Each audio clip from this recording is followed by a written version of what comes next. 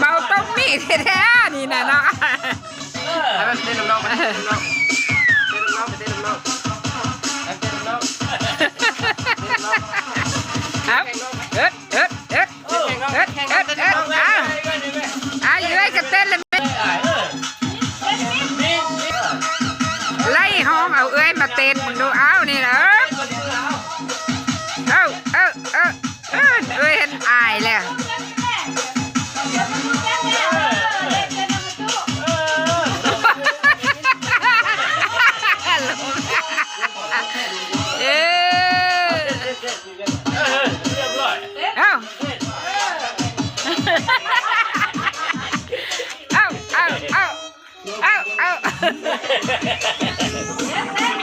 มันล้านเลยมันประมาณนั้นนะ